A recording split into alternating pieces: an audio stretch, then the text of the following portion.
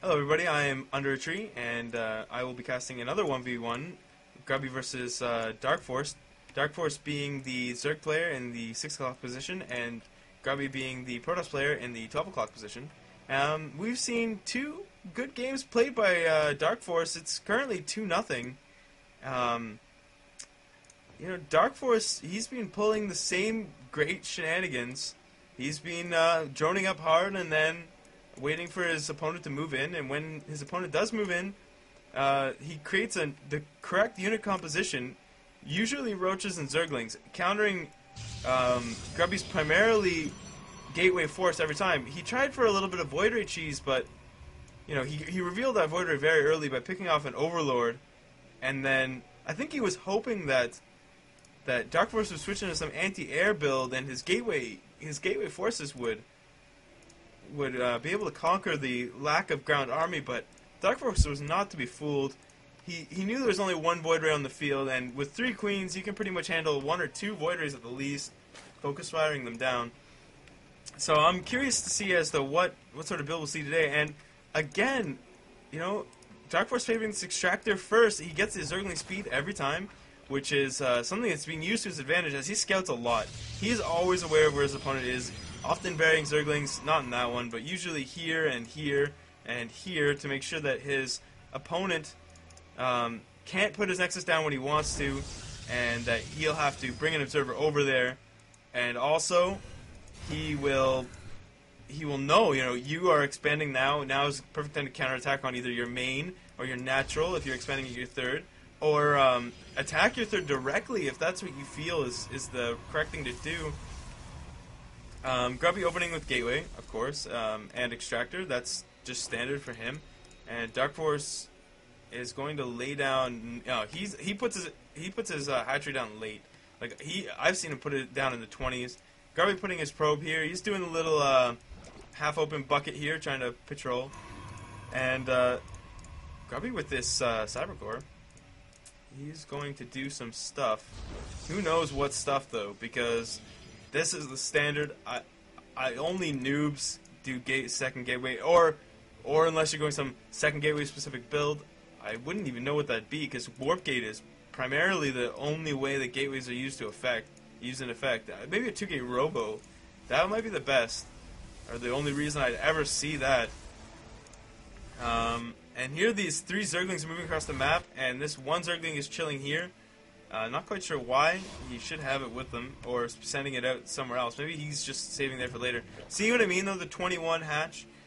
Anyway, this Zealot's going to be a boss. He's going to sit there. He's going to deny everything. And he always has this drone in here. A lot of people get the Stalker, and I feel that's a more intelligent choice. I mean, I can't bash these players, but that's a better choice. Stalker first, Zealot's Zealot, and then he's doing Zealot Stalker, but Stalker first, they pick up this annoying drone.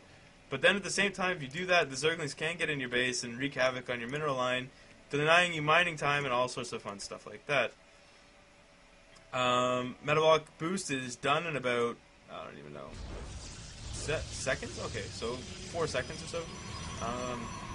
The Nexus is not chrono boosting anything. Is he saving his chrono boost? He has 3 gates, so he's doing a 3-gate expand.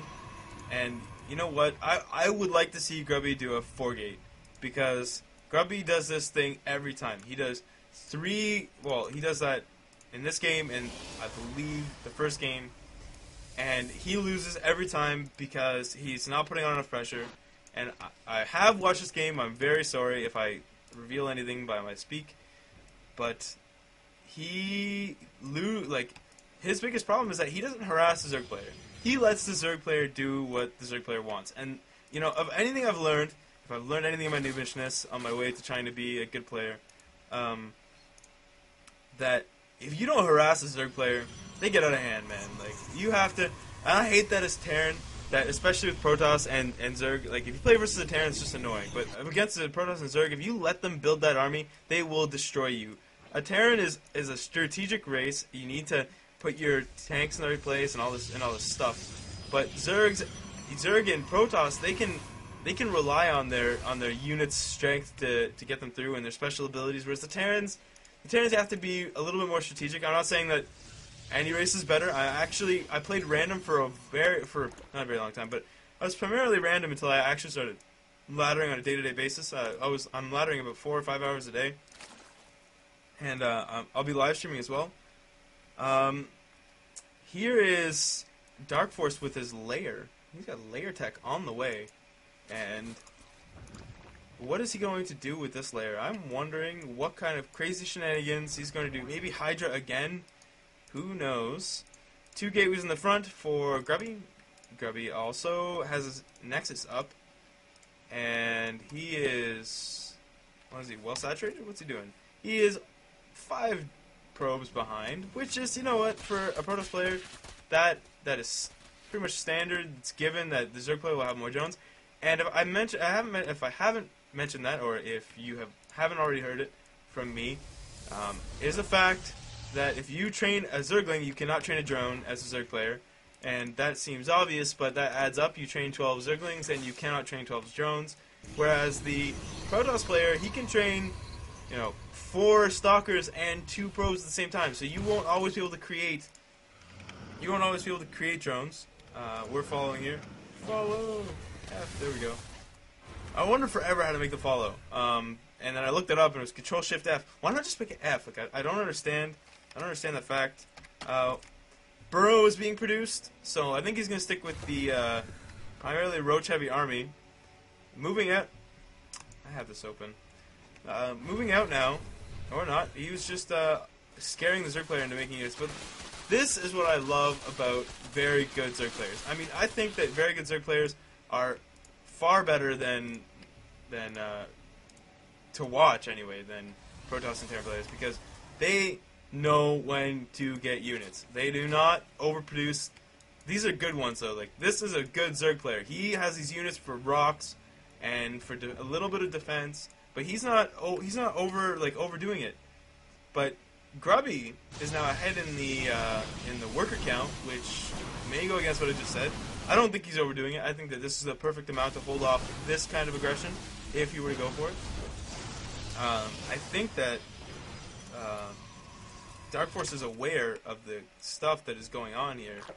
He's pretty sure. Actually, he hasn't seen it here, but this Zergling will know, and he will know in about 5 seconds. Yep. Oh wow, he has an observer, so he did know that was coming. Check the production tab. Spire on the way.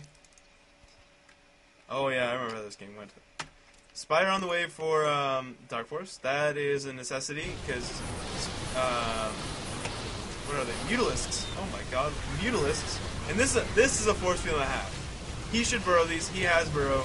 I do not know why he's just chilling in there, letting bad things happen to his roaches. And this is the point in the game where Grubby should attack.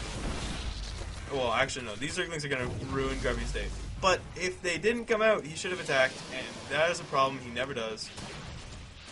He just sits, like he's running away. He's running away. He's running away. He should be. He's chrono boosting his warp gates. He has lots of minerals. He hasn't laid down his nexus. He has 2 more gates on the way though. He needs to expand and build more production facilities. And I know that coming as a Terran player, that without your structures or your facilities, you are useless. Whereas the Zerg player, all he needs is 3 damn buildings, and he can build as many units as he wants, as if he is properly vomiting on his hatcheries with his queens. Moving into the center of the map now is all these stalkers from Grubby. Grubby firing down that Zergling. I don't know if he has an overseer or observer. He should probably attempt to shoot down those creep tumors, because that is going to give DarkForce a serious advantages. He doesn't need roach speed. I don't even know if he has it. I don't think so. These mutas are going to get cleaned up if he doesn't get them out of there. That muta surviving with only 6 HP. Lucky muta. What a lucky muta. What am I doing? This is a relatively large force of stalkers, and if we look, there are 6 roaches, 7 mutalisks, and 21 zerglings. So I think that if he pushed now, he could seriously do some damage. But as you'll see in a couple seconds, and I swear to you that once I had some serious problems with my computer and the software I was using to capture video, but once I get it all working, I will not watch videos before I cast them. And if I do, it's probably because I played them, and this stalker is about to get cleaned up. that stalker is dead. I just thought I'd watch that because that's funny. And these are, is it 8? I count, I swear. 8 Mutalisks. And there are 12 in total, so 2 more on the way, 4 Overlords, and a Dark Shrine. Okay, so the first game we saw Grubby try and get a Dark Shrine, but it was too late, and that would have saved him. He might have actually been able to survive that game. This is smart by DarkForce, trying to break in all the avenues of attack. Zerg players are notorious for that. And here's a lot of mutas. Holy muta. Holy muta, Batman. But these stalkers, they're going down. One at a time. Oh, those mutas are so good. And this force obviously just repelled. This one is a small one. And these 2 stalkers, they have no blink, so they are useless against Mutalisks. They cannot chase them. And 5 more Mutalisks on the way. Now, and as I was saying with the Dark Shrines, and the second game he got a Dark Shine too, but it just wasn't enough. His opponent even overdid it and got 3 Overseers because he was like, no, I will not lose to this. I have the units to beat you. I will beat you, and you cannot stop me. This is 22 Mutalisks. Now, this is something I like because, honestly, I don't get to see Muta play very much anymore. And these are 2 DTs, so let's follow them because DTs are cooler. But mutas, they've been underused lately, especially after the Infestor buff. I noticed that my opponents would kill me with Infestors rather than murdering me with mutas like they used to, and that is excellent blink soccer micro. One at a time, as soon as their health gets low. And these DTs, this DT has so many kills, 8 kills, 9 kills. No Overseer, no like 10 kills. He was too busy with the Mutalisk Harass, and that is one thing. When you know you're being harassed by mutas, your opponent needs to do so much micro, you know that you should probably counterattack in a small amount somewhere else, and then you may actually secure something. I don't even know how many gates this guy has. That is 7 there, and there are 2 here, but they're not warp gates, and they are not on his hotkey. And that is bad for him because he needs those units very, very badly. Here's a pylon coming down, and this is what I hate. See? I hate seeing this. This is sad. It makes me sad. It makes me cry for Grubby. I feel bad for Grubby. Grubby, oh poor Grubby. Grubby is going to lose, and I would call that even if I hadn't seen it. And I actually don't even remember if he loses or not. But he is 3 base to 5 base, and that is a mistake. That should never happen. Even though he has more probes, he's probably oversaturated. See, maybe this is almost out. This one is almost out too, but he has a perfect amount of saturation. Well, see, he's perfectly saturated there, but he's oversaturated here big time, and that's where all his probes are, and they're not even helping him. He should be building units. That's going to munch on his supply more than it does help him in any way, shape, or form, or expand. I mean, he's just expanding now. It's 18 minutes into the game. He has so many extra probes. Like, his opponent has the gold and... Well, this DT managed to do something there. So now it's 4 base to 3 base. And this is a large force, man. Like, I would be afraid of this. The Mutaling is a great combo because the Stalkers are too busy worrying with the Lings that soak up so much of Stalker's damage that the Mutas just go to town. And there's an Overseer here. So there will be no DT shenanigans in this army. And in moves the Zerglings. Force moves laid down perfectly. And the Stalkers, they're just chilling. They're retreating. They're not making a push. And here they come again. They're going to try and pick up some strays. And so many force field Zerglings. But now the Stalkers are too busy worrying about the mutas. And there's still 28 mutas. So many mutas. And he is taking his expansions. So if he can hold this off, he will be in good shape. Grubby may be able to take this, but he can't take it if he loses. And the mutas are doing their work. I don't even know who's winning these lost. The Zerg player has lost more units worth of money, and Grubby holds it off. He has a chance. He has a chance. Now, if he pushes back, he can win. He can do it. Those mutas are just being intimidating. They're not really going to